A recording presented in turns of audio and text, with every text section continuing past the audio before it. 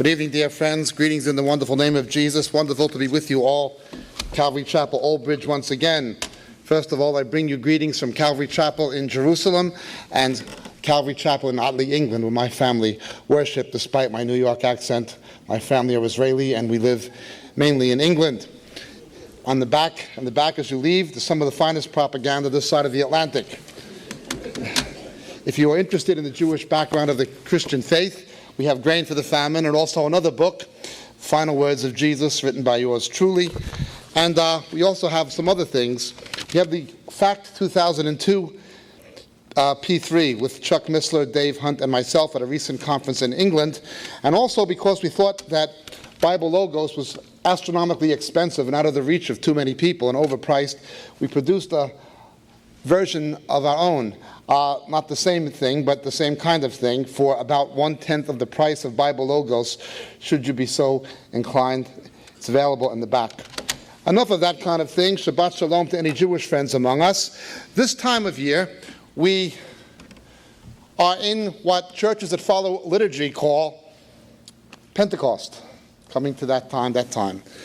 To Jewish people, Pentecost is called Hag Shavuot, the Feast of Weeks, the Hebrew Feast of Weeks.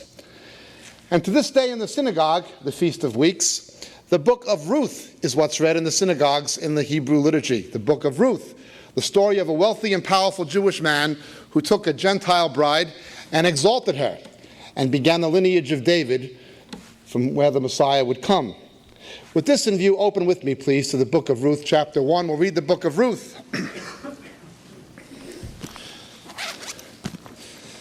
You know, I was in Jerusalem a few weeks ago with Brad Antolovich. He's the Calvary pastor there, and some of our other evangelists. And I was at a place called Ramat Rahel, just opposite Bethlehem. And I was there when the situation was going on in the Church of the Nativity. And I could look out the window and see the tanks, and I could see the shooting and hear the explosions and so forth. And as I speak Hebrew, I went down the hill to the mobilization point to the army, because it's try to witness to some soldiers. Israeli soldiers are generally quite open to the gospel. And I went down there to try to witness to them and talk to them and get firsthand reports of what was going on. And I could see much of what was going on. Strange situation. One of the most important churches historically in Christendom, no, I don't mean born-again Christian, but Christendom, Church of the Nativity, is taken over by Islamic gunmen, terrorists. They're holding Christian worshipers and Christian clergy, monks, hostage. Some of the monks are holding up placards, "Please rescue us, please get us out of here," to the Israeli soldiers, "Please rescue us." Some of the monks who made it out were telling us, and telling everyone, that they were looting the church, pilfering the gold, stealing religious artifacts, relics. The place was being looted by these Islamic gunmen. And the monks are holding up placards, "Please get us out of here." Then I went into where I was staying, put on cable news, and CNN told me this was an Israeli siege. Can you imagine terrorists taking over a church anywhere else in the world, holding people captive at gunpoint, clergy holding up placards, "Please rescue us," and they call it a siege? Well, you know, God said, "I will bless them that bless thee and curse them that curse thee." And the next day, CNN business headlines announced the biggest quarterly losses of any corporation in U.S. history was Time Warner, AOL, CNN. $53 billion lost in 3 months. Then, of course, Javier Solano, the socialist foreign affairs spokesman of the European Union, was denouncing Israel brutally during all this. You're occupying their land. Now, how can the indigenous population occupy the land? That's like saying that American Indians are occupying Arizona or something. Well, the next day, Basque separatists set off some bombs in Madrid. And 4 days after that, they set off some more bombs, and the quarterfinals of the Soccer World Cup almost had to be canceled. That's to them like what the World Series or Super Bowl is here. The Basques said, "No, you're occupying our land. I'll bless them that bless thee, curse them that curse thee." Then, of course, there was Mary Robinson. She was the UN High Commissioner for Human Rights. And she presides over the United Nations Human Rights Commission. Human Rights Commission of the United Nations is represented by about 10 countries, 7 of whom are on the Amnesty International list of nations most guilty of human rights abuses. The United Nations Human Rights Commission is made up of Libya, Zimbabwe, Syria, Communist China. That's who looks after the human rights of the rest of the world, the countries who violate them. Of course, they condemned Israel. I was in Kenya about a month ago and did a seminar for some black African pastors, and they were telling me the same story. 2 million Christians murdered in the Sudan. Nobody called for a UN investigation about that. Of course, they don't have any oil. Churches being burned in Nigeria every day. Nobody says anything about that. 55,000 people killed by Abu Sayyaf in the Philippines. Nobody says anything about that. At least 10,000 killed in East Timor and 200,000 Christian refugees in East Timor. Of course, there was no UN investigation about that. It's only when somebody will take a stand. If you would look at the world, if you were to go from the Philippines to East Timor, if you were to go to Chechnya, if you go to the Balkans, to Nigeria, if you were to go to the Sudan, if you were to go anywhere, you'd see the same problem. Already now reaching New York, September 11th, when my sister's husband was killed. Same problem. If Israel didn't exist, we would have the same problem. Militant Islam. And people in the West don't seem to realize what they're up against. The Saudi Arabian government finances the construction of mosques all over the United States. Will not allow one church to be built in Saudi Arabia. The persecution of Arab Christians is unspeakable. The decapitations, the hangings, nobody says a word. But if anyone dared to stand up to this religion that persecutes Christians, you have a problem. On the 28th of August last year, 2 weeks before September 11th, Yasser Arafat's radio station was broadcasted the following address in Arabic, calling for jihad and suicide bombing attacks against Great Britain and the United States 2 weeks before September 11th. That was Arafat's radio station. And we're told this is a man of peace you're supposed to negotiate with. That's what we're told. We're even told by our own president and by the Prime Minister of Great Britain that this is a religion of peace and tolerance. Well, I've been to Brunei, I've been to Indonesia, I've been to Morocco, I've been to Egypt, I've been to Jordan, I've been to Turkey, I've been to the Persian Gulf. I've been from one end of the Muslim world to the other.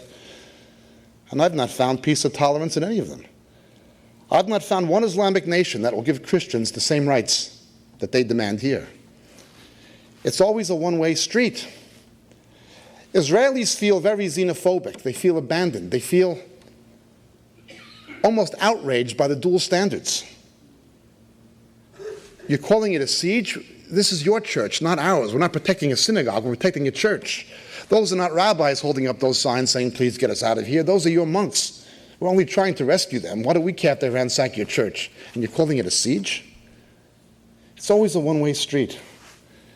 That's how Israelis feel. To understand Israelis, to understand the Jew today, let's read the book of Ruth, beginning in chapter 1, verse 1. Now it came about in the days when the judges governed that there was a famine in the land, and a certain man of Bethlehem in Judah went to sojourn in the land of Moab with his wife and his 2 sons. And the name of the man was Elimelech, which means, my God is king. And the name of his wife Naomi, and the names of his 2 sons were Machlon and Chilion, Ephrathites of Bethlehem in Judah. Now they entered the land of Moab and returned there. Then Elimelech, Naomi's husband, died, and she was left with her 2 sons. And they took for themselves Moabite women as wives. The name of the one was Orpah, and the name of the other Ruth. And they lived there about 10 years. Then both Machlon and Chilion also died, and the woman was bereft of her 2 children and her husband. Then she arose with her daughters-in-law that she might return from the land of Moab. For she had heard in the land of Moab that the Lord had visited his people in giving them food. So she departed from the place where she was, and her 2 daughters-in-law with her, and they went on the way to return to the land of Judah. And Naomi said to her 2 daughters-in-law, go return each of you to her mother's house. May the Lord deal kindly with you as you have dealt with the dead and with me. May the Lord grant that you may find rest, each in the house of her husband. Then she kissed them and lifted up their voices and wept. And they said to her, no, but we will surely return with you to your people. But Naomi said, return, my daughters. Why should you go with me? Have I yet sons in my womb that they may be your husbands? Return, my daughters, go, for I am too old to have a husband. If I said I have hope, if I should even have a husband tonight, and also bear sons, would you therefore wait until they were grown? Would you therefore refrain from marrying? No, my daughters, for it is harder for me than for you, for the hand of the Lord has gone forth against me. And they lifted up their voices and wept again. And Orpah kissed her mother-in-law, but Ruth clung to her. Then she said, behold, your sister-in-law has gone back to her people and her gods. Return after your sister-in-law. But Ruth said, do not urge me to leave you or turn back from following you. For where you go, I will go, and where you lodge, I will lodge. Your people shall be my people, and your God, my God. Where you die, I will die, and there will be buried. Thus may the Lord do to me, and worse, if anything but death separates you from me. And when she saw this, that she was determined to go with her, she said no more. The Jews returned to the land, bereft. My wife's parents were Holocaust survivors, but most of the family weren't. When my wife was a little girl, she was brought up to be told that the gospel of Jesus Christ was Jewish children being put into an oven. That was the gospel. You ask my wife's mother, what's the gospel? She'll tell you it was the Christians, the Nazis, who killed us. That's what they think the gospel is. Now, my wife, of course, became a believer in Yeshua, in Jesus. And my children who were born in Galilee now witness to their Holocaust surviving grandparents telling them about Yeshua. But is this idea, God is against us. God has done this to us. And in some sad way, they're right. The curse of the law, Leviticus 26, Deuteronomy 28, and what Moses said, I will raise up a prophet among your people. And he who rejects him, I will require it of him. Deuteronomy 18:18. By rejecting the Messiah, Yeshua, the Jewish people remain under the curse of a law they cannot keep. In some sense, they are right. God's hand is against them, but not in the way they think. Now, a Moabite then would have been almost like what a German is now. That would have been the kind of animosity they had because of what the Moabites had previously done to them. Ruth was not only a Gentile, but a Moabitess, the worst kind of Gentile, and their thinking. They come back to the land bereft. I once knew a man named Gershom, German Jew. For 40 years, that man had no emotion. The Nazis killed his wife, his 5 children, his parents, all of his brothers, and all of his sisters. That man went around for 40 years, tormented day and night. He was beyond the point of grief. He didn't have the capacity for that anymore. He was almost like a machine. Until the day he came to hear about a Jew who suffered more than he did. And he began crying, how could anybody be nailed to a cross for my sin? And he began crying and he accepted Jesus. It was the first emotion that man had shown in more than 40 years before he died. That is the Jewish sense, the Jewish heart that you see in Israel. First the Holocaust, then the communists with the refuseniks, and now in our own land we have no peace and the world is biased against us. But then there's 2 women. Every non-Jew, every so-called Christian, and every Christian church will either be in the character of Orpah or Ruth. Orpah will go back to her own gods. Why is it that people in Venezuela, people in the Philippines, people in Nigeria worship the Jewish God? As Isaiah prophesied in chapter 11, Ishayahu Hanavi, the nations, the Gentiles, will resort to the Shoresh Ishai, the root of Jesse, which begins in this book. They came to believe in a Jewish God. Your people will be my people, your God, my God. Where you go, I will go. As Paul writes to the Ephesians in chapter 2, verse 12, he tells them the following. Paul writing to them is writing about the relationship between non-Jews in the body of Christ and the Jewish people. And he says this in verse 12. Remember that you were at that time separated from the Messiah, excluded from the commonwealth of Israel, and strangers to the covenants of promise, having no hope and without God in the world. But now in Christ Jesus, HaMashiach Yeshua, you who were formerly far off, have been brought near by the blood of the Messiah. Your people will be my people. Your God will be my God. The new covenant was never made with the church. The Hebrew prophet Jeremiah tells us in chapter 31, verse 31, Yirmiyahu Hanavi, אני אכתוב ברית החדשה עם בית ישראל, גם בית יהודה. לא כמו הברית שניתקתי עם אבותיכם. I will cut a new covenant with the house of Israel and the house of Judah, not like the one I made with their fathers. The new covenant was made with the Jews, not the church. God never made a covenant with the church, he made it with Israel. Non-Jews are grafted in by faith to the olive tree. Jews who reject Jesus are cut off from their own tree and replaced by Gentiles who accept him. But the new covenant was promised to Israel and made with Israel. Your God will be my God. Your people will be my people. Where you go, I will go. The prophetic purposes of God for Israel and the prophetic purposes of God for the church are inextricably bound up. The return of Jesus depends on the prophetic destiny of the believing church and of Israel. And that's what we see happening today. Every church will be an Orpah or a Ruth. Fortunately, most Calvary chapels are in the character of Ruth. Fortunately, most. But let's continue. So they both went in verse 19 until they came to Bethlehem, which means the house of bread in Hebrew. And it came about when they'd come to Bethlehem that all the city was stirred because of them. And the one woman said, "Is this Naomi?" And she said to them, "Do not call me Naomi, call me Mara, for the Lord has dealt very bitterly with me." Now you have to understand Mara, as we get the girl's name Mary or Miriam. It means bitterness, comes from the word Merah, bitter, like the waters of bitterness in the book of Exodus, chapter 15. This idea that God is against us. The Lord has dealt bitterly with us. First the Holocaust, then the Inquisition, then the pogroms, and then the communists, and now we're in our own land, and now the Muslim terrorists. God is against us. That is the sense. God has dealt bitterly. You know, in Israel, there's not one family that hasn't suffered a casualty in a war somewhere along the line. In the Yom Kippur War, the average was one casualty per family in 1973. I went out filled, but the Lord has brought me back empty. Why did you call me Naomi, since the Lord has witnessed against me, and the Almighty has afflicted me? So Naomi returned, and with her Ruth the Moabitess, her daughter-in-law, who returned from the land of Moab. And they came to Bethlehem at the beginning of the barley harvest. Now Naomi had a kinsman of her husband, a man of great wealth of the family of Elimelech, whose name was Boaz. Boaz was also the name of one of the pillars of the temple. In Hebrew it means in his strength. In his strength. And Ruth the Moabitess said to Naomi, "Please let me go to the field and glean among the ears of grain, for one in whose sight I may find favor." And she said to her, "Go, my daughter." So she departed and went and gleaned in the field after the reapers.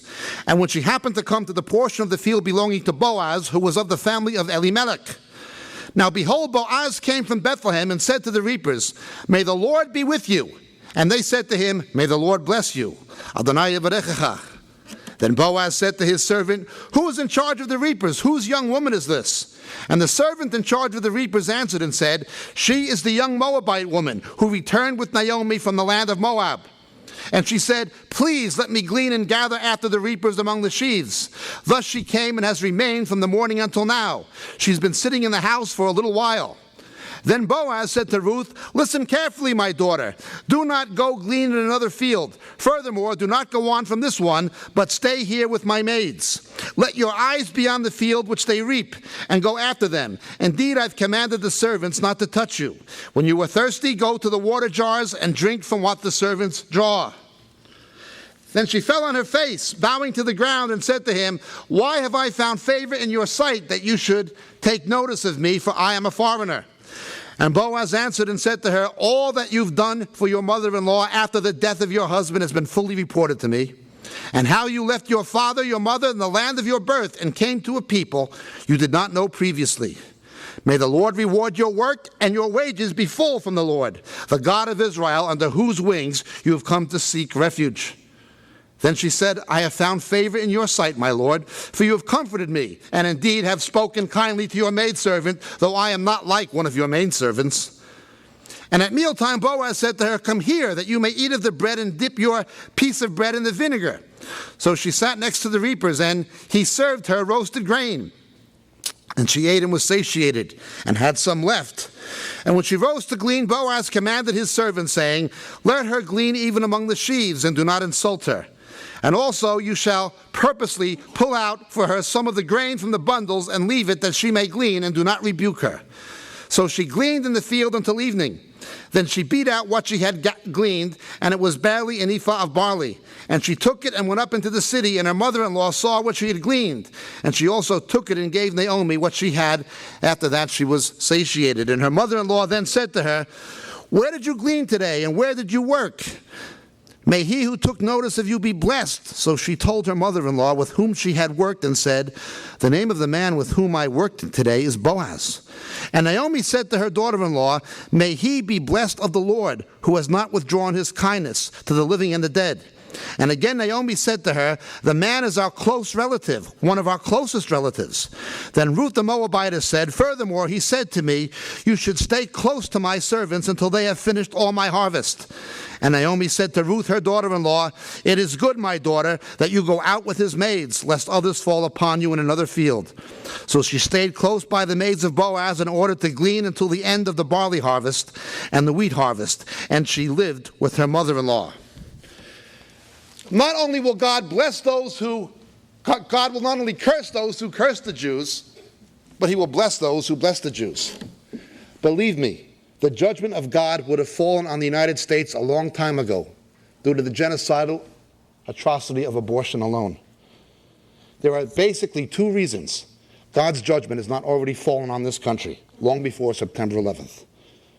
One reason is it still sends the most missionaries and the most gospel to the most countries. Where is your pastor now? He's in a mission field. That's one reason God's judgment has not fallen on this country with a backslidden church. The second reason is he will bless those who bless Israel. As I pointed out the last time I was here at Calvary with you, God does not love Jews any more than he loves anyone else. But as a nation and a people, he has a special love for the sake of his promise to Abraham.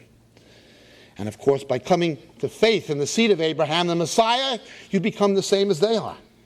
Your people shall be my people. Notice what Boaz says. Don't touch her. Leave her alone. She's as good as you are. Treat her the same. And Paul says the same thing in Galatians. There is no such thing as a second-rate believer on the basis of race. Jews are the natural branches, but if you're grafted in, you're as much a branch of the same tree as the Jews are. I've commanded them not to touch you. There were people in the early church trying to touch Gentiles, trying to force them to undergo halakhic circumcision to convert to Judaism before they could believe in Jesus. Paul said, no, don't touch them. Don't touch them. If you have faith in the Jewish Messiah, if you have faith in the seed of Abraham, you're as much a descendant of Abraham by faith as any Jew, and you're as much a branch of that same tree. And God will also bless those who bless you and curse those who curse you, because you have been grafted in. There is no such thing as a second-rate believer on the basis of race. It's always on the basis of faith. I've commanded them not to touch you. But why have you shown me favor? Asked Ruth. Because you were kind to my people. You see, Jews know the difference. There was a rally in London recently with 55,000 people. Nearly half of them were born-again Christians standing for Israel in the face of militant Islam in Britain, holding signs, "We are Christians who love Israel." And the Jewish people were so moved seeing that. Why are they doing this? We thought Christians hated us. They know the difference. They know the difference between a real Christian and a false Christian. King Christian of Denmark, when the Nazis decreed, when they invaded his country, the Gestapo said every Jew had to wear a yellow star, so the king came out with a yellow star. And he said Jesus Christ was a Jew and every true Christian will wear a star. And the Gestapo didn't know who to arrest. Why? Jews know that. You walk along the court of the righteous Gentiles at Yad Vashem in Jerusalem, you'll see trees to families like Corrie ten Boom and many others. Jews know that. They know that. They know. What you say to a Jew with your life is as important as what you say with your words. Now, unfortunately, there are some people only trying to bless the Jews with their social deeds. Unfortunately, the Calvary Chapel in Jerusalem was unjustly attacked for witnessing to Jewish people by another organizations who said they were building bridges for peace. You shouldn't give Jews the gospel, only give them humanitarian aid. But the Calvary Chapel said, no, we give them both, humanitarian aid and we give them the gospel of Yeshua. Praise God for that. But let's continue. I commanded them not to touch you. I will bless them that bless thee. Curse them that curse thee, and you blessed my people. Now I will bless you. But to understand what's happening here, you have to understand the Torah. You had a provision for poor people, people who were disenfranchised or impoverished. One was you could not harvest the corners of your field. Ruth would have been gleaning at the corners of the field that the Torah said couldn't be harvested. That was for the poor people. It was like a form of social welfare. But Boaz says, no, don't just eat that, don't just glean there. Come in and harvest with the rest. You become partakers of everything the Jews have through faith in the Jewish Messiah. But then the second was called Levirate marriage. Levirate marriage is the way we account in part for the discrepancies or the apparent discrepancies between Luke's genealogy of Jesus and Matthew's. Levirate marriage is where someone died and his brother would procreate children on his behalf. This was called Levirate marriage. Levirate marriage was to preserve something in Hebrew called Yerusha, inheritance. The apportionment of the land that was apportioned by Joshua had to stay within the same family. If the family lost it through debt or something like this, it had to be repatriated to the family in the year of Jubilee. It had to stay in the land. And the tribal identities had to be preserved, particularly the identities of Judah and of Levi because of the priesthood and the line of David. And so if you died, your brother would procreate children on your behalf. That comes from the book of Deuteronomy chapters 5 and chapters 25. That was the only place where birth control was forbidden in the Bible. The only form of birth control they had in the Old Testament was coitus interruptus. That was the only kind they had. And it was only forbidden in one case, the Levirate marriage. In other words, you were not to use your brother's widow as a concubine or a sex object. The idea was to make sure she had someone to look after her in her old age.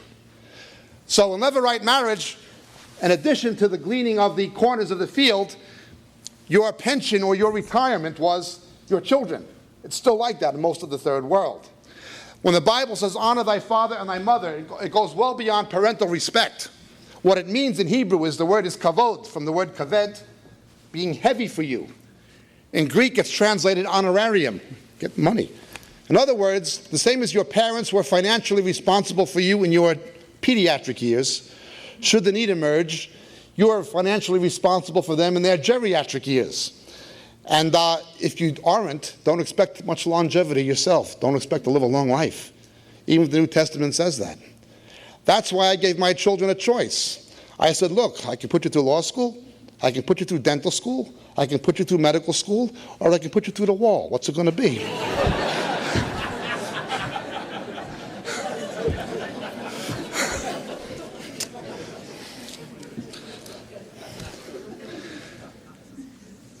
So now we understand provision for the poor, the gleaning and Levirate marriage, a surrogate fatherhood. Chapter 3. Then Naomi, her mother-in-law, said to her, my daughter, shall I not seek security for you, that it may be well with you? And now is not Boaz our kinsman, with whose maids you were? Behold, he winnows barley at the threshing floor tonight. Wash yourself, therefore, and anoint yourself, and put on your best clothes, and go down to the threshing floor. But do not make yourself known to the man until he has finished eating and drinking. And it shall be, when he lies down, that you shall notice the place where he lies. And you shall go down and uncover his feet and lie down. Then he will tell you what you shall do. And she said to her, all that you say I will do. So she went down to the threshing floor and did according to all her mother-in-law commanded her.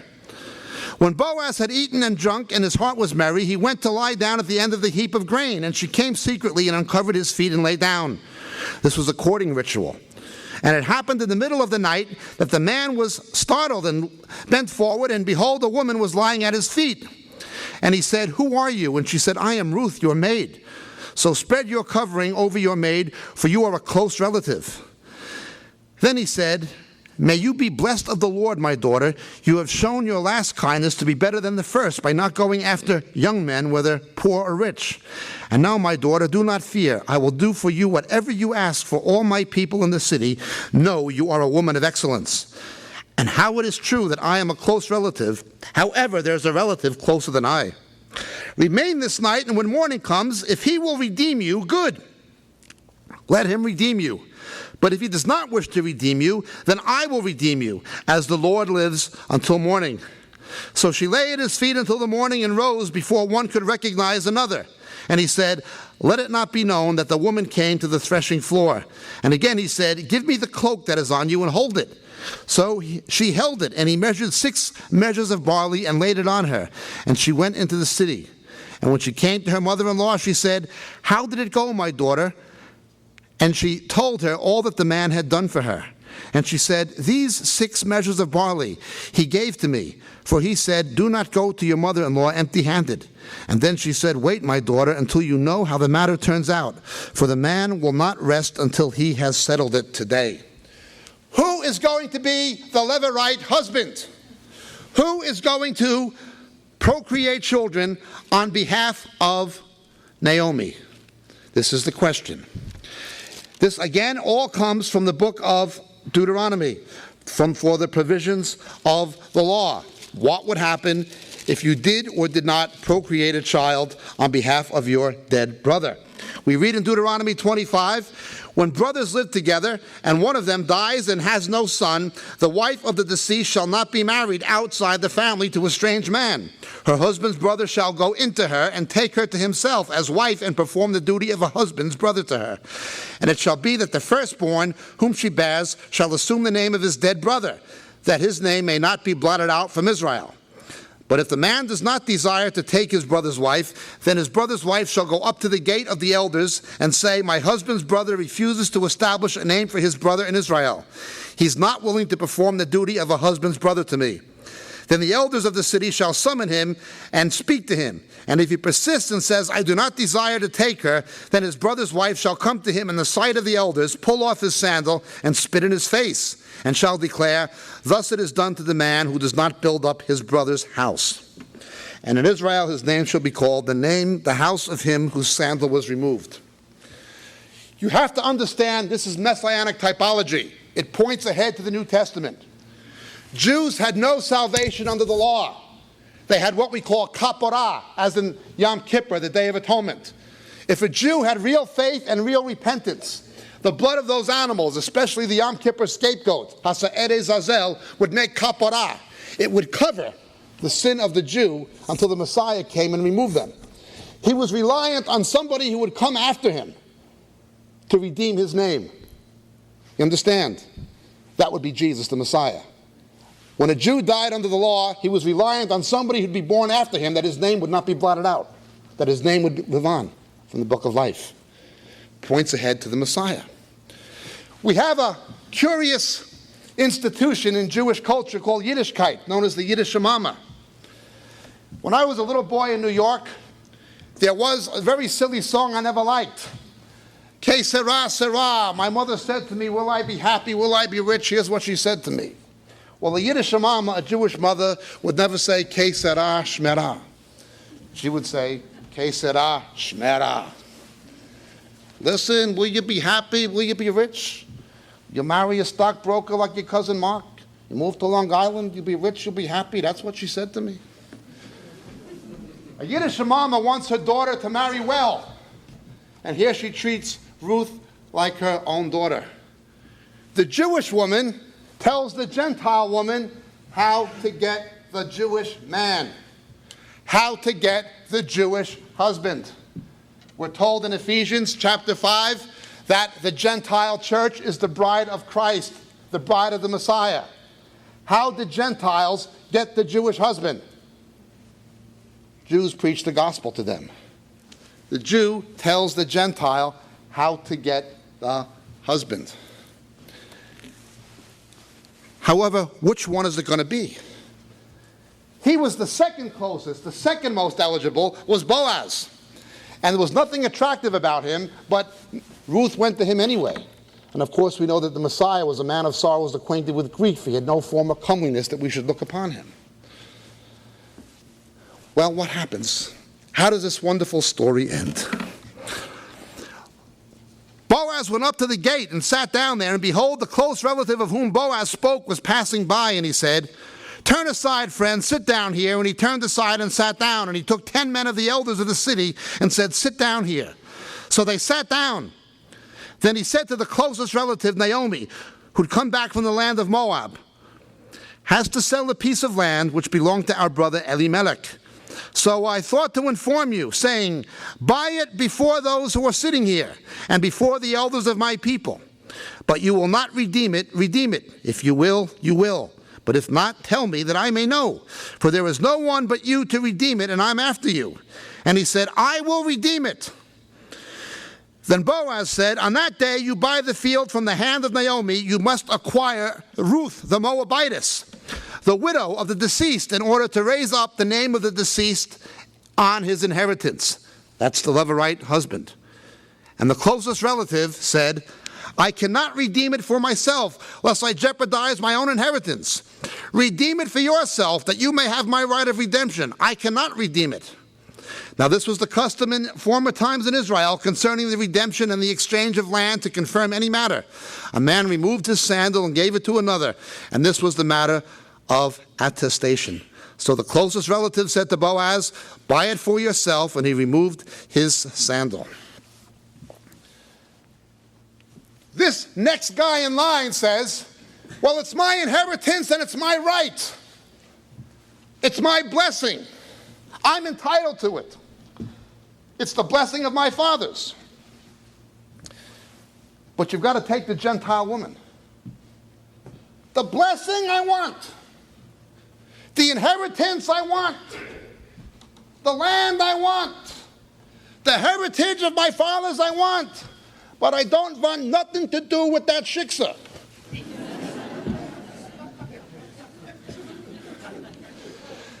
That Gentile woman was the way of salvation. It is a difficult thing for Jews to come to a Gentile church culturally. That's why they have to see a woman of excellence. One whom Boaz says, take the grain to my people. And he's not even named. He's just the one whose sandal is removed. You see, any Jew who doesn't come to faith in the Messiah, his name is not in the book of life. His name is not even found in the book. That's it. He's out of the picture. His name is blotted out. It's not in the book of life. You've got to come to the bride.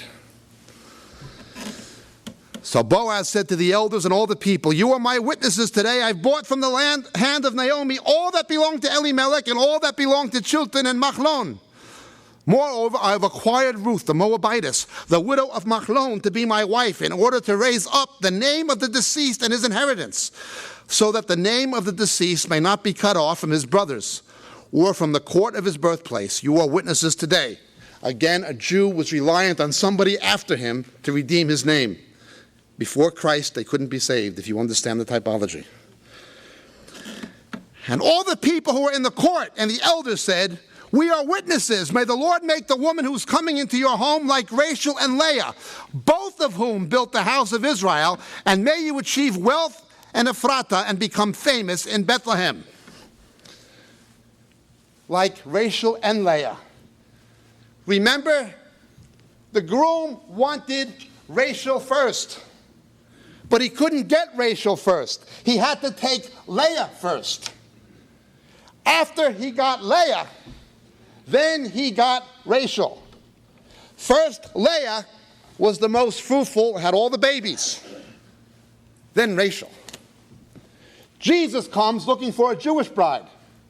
He doesn't get the bride from his own people. He had to get this other bride first. After he falls in love with her, and she has all the babies. She's the most fruitful. Then he gets the bride he came for first. Zechariah chapter 12, they'll look upon me who they have pierced and mourn as one mourns for an only son, and so it is written, all Israel shall be saved. Comes for Israel. Doesn't get Israel first. Gets the other bride. She's the most fruitful. Then he gets Israel. Then in the last days, Israel becomes a fruitful branch. As in Revelation 7, Romans 11, etc. But let's read. Both of whom built the house of Israel, may you achieve wealth in Ephrata and become famous in Bethlehem. Moreover, may your house be like the house of Perez, whom Tamar bore to Judah. through the offspring which the Lord shall give you by this woman, the line of Judah, where the Messiah would come from. So Boaz took Ruth, and she became his wife, and he went into her, and the Lord enabled her to conceive, and she gave birth to a son. Then the woman said to Naomi, "Blessed is the Lord who has not left you without a redeemer today. May his name be famous in Bethlehem." A redeemer from Bethlehem, the Hebrew word for redeemer is goel. We say goelenu, our redeemer. The Lord has not left you without a redeemer from Bethlehem today. And his name's going to be famous.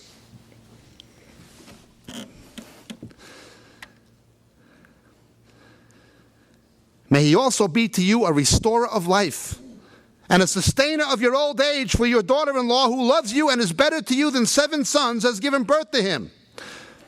Then Naomi took the child and laid him in her lap and became his nurse. And the neighbor women gave him a name, saying, "A son has been born to Naomi." So they named him Oved. He's the father of Jesse, the father of David. Now these are the generations of Perez. To Perez was born Hezron. To Hezron was born Ram. Ram, Abinadab. To Abinadab was born Nachshon. Nachshon, Salmon. To Salmon was born Boaz. To Boaz, Obed. And to Obed was born Ishai, or Jesse. And to Jesse, David. That is the beginning of Matthew's genealogy, chapter 1 of Matthew, from whom the Messiah would come. A union between Jew and Gentile. You see, Abraham was a Gentile who God converted to Judaism, because through him all the peoples of the earth would be blessed. His seed would be the Savior of Jew and Gentile. That is why you see the genealogy of Jesus has to come through a union of Jew and Gentile, because he'd be the Savior of both Jew and Gentile. That's what's happening here. And so you have this despondent Jewish woman who feels rejected, cursed by God. Everybody's against her. Everybody hates her. God himself is my enemy, she thinks. Until a Gentile woman comes along and takes a baby born in Bethlehem who's called the Redeemer, whose name is great, who shall be the restorer of her life. And this Gentile woman takes this little Jewish baby called the Redeemer born in Bethlehem, and she gives that Jewish baby to Naomi. And in one day, one instant, all of her pain, all of her grief is taken away. Her life, her hope, her purpose, her raison d'etre are restored. When that Gentile woman takes that Redeemer born in Bethlehem and gives it to her. That is in large part what our ministry is about. That's certainly what Calvary Chapel in Jerusalem, which we are one of the sponsors of, is about. And I know that your pastor, Pastor Pulley, has a great heart for the salvation of God's ancient people. Despondent, feeling rejected, cursed. God himself is against us. I have no hope. I'm embittered. There's nothing. There's the Holocaust, the Inquisitions, the pogroms. And now in our own land, the whole world's against us. God must be against us. Why didn't he choose somebody else like Fiddler in the Roof? That's the way they think, and who can blame them? Only one way to restore it. Only one way to make the difference. It takes the Gentile woman who gives the Jewish baby. And then they say, the baby's been born to Naomi. He's a Jewish baby. His name was not Jesus Christ. His name was Rabbi Yeshua Bar Yosef ben Aseda. This is your baby. We're grafted in. This is your baby. It all depended on a Gentile woman. It depended on a Gentile woman, on a Gentile bride, who could take that Jewish baby whose name is great and famous in Bethlehem. That baby who is the Redeemer from Bethlehem, and gives that baby to that Jewish woman. And all of her grief, her loss, her heartbreak, her pain is taken away. It depends on a Gentile woman. That woman, that Gentile woman, is you. God bless.